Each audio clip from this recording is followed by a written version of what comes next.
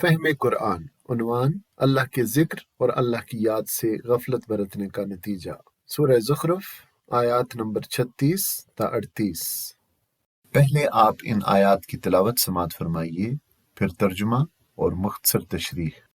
اعوذ باللہ من الشیطان الرجیم۔ بسم اللہ الرحمن الرحیم۔ ومن يعش عن ذكر الرحمن نقيض له شيطانا فهو له قرين وإنهم ليصدونهم عن السبيل ويحسبون أنهم مهتدون حتى إذا جاءنا قال يا ليت بيني وبينك بعد المشرقين فبئس القرين۔ جو شخص رحمان کے ذکر سے تغافل برتتا ہے ہم اس پر ایک شیطان مسلط کر دیتے ہیں اور وہ اس کا رفیق بن جاتا ہے۔ یہ شیاطین ایسے لوگوں کو راہ راست پر آنے سے روکتے ہیں اور وہ اپنی جگہ یہ سمجھتے ہیں کہ ہم ٹھیک جا رہے ہیں۔ آخر کار جب یہ شخص ہمارے ہاں پہنچے گا تو اپنے شیطان سے کہے گا کاش میرے اور تیرے درمیان مشرق و مغرب کا بعد ہوتا، تو بدترین ساتھی نکلا۔ صدق اللہ العظیم۔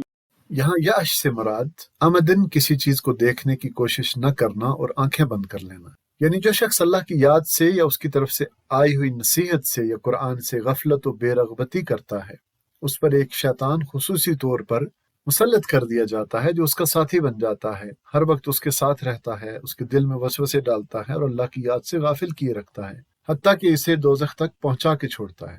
تو گویا کسی پر ایسے شیطان کا مسلط کر دیا جانا انسان کے اللہ کے ذکر سے غافل ہونے کا نتیجہ ہے۔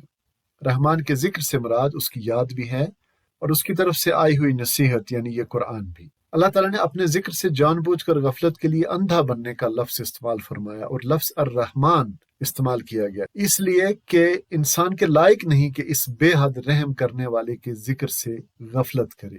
تو معلوم ہوا کہ یاد خدا سے اعراض بری صحبت کا سبب ہے، اور اللہ کی یاد سے اعراض کرنے کا اور غفلت برتنے کا نتیجہ یہ ہوتا ہے، اور یہ سزا دنیا میں ہی مل جاتی ہے کہ انسان کی صحبت خراب ہو جاتی ہے اور شیاطین اس کو بھلائیوں سے دور اور برائیوں سے قریب کرتے رہتے ہیں۔ وہ کام سارے گمراہی کے کرتا ہے مگر سمجھتا یہ ہے کہ وہ بہت اچھا کر رہا ہے۔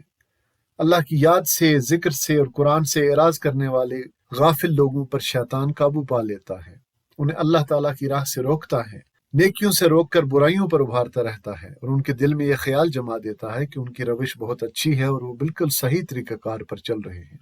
یہ شیطان دنیا میں بھی ایسے شخص کے ساتھ لگا رہتا ہے، اور آخرت میں بھی جب یہ شخص قبر سے اٹھے گا تو یہ شیطان اس کے ساتھ ساتھ ہوگا یہاں تک کہ دونوں جہنم میں داخل ہو جائیں۔ اور قیامت کے دن جب یہ دونوں اللہ کے سامنے حاضر ہوں گے اور معاملہ کھل جائے گا تو ایسا فرد اپنے اس شیطان سے جو اس کے ساتھ تھا براءت کا اظہار کرے گا اور کہے گا کہ کاش میرے اور تیرے درمیان اتنا فاصلہ ہوتا جتنا مشرق اور مغرب میں ہے۔ اللہ ہمیں ایسے لوگوں میں شامل نہ کرے جو اللہ کے ذکر سے اور قرآن سے اعراض کرتے ہیں اور غفلت برتتے ہیں۔ آمین ثم آمین۔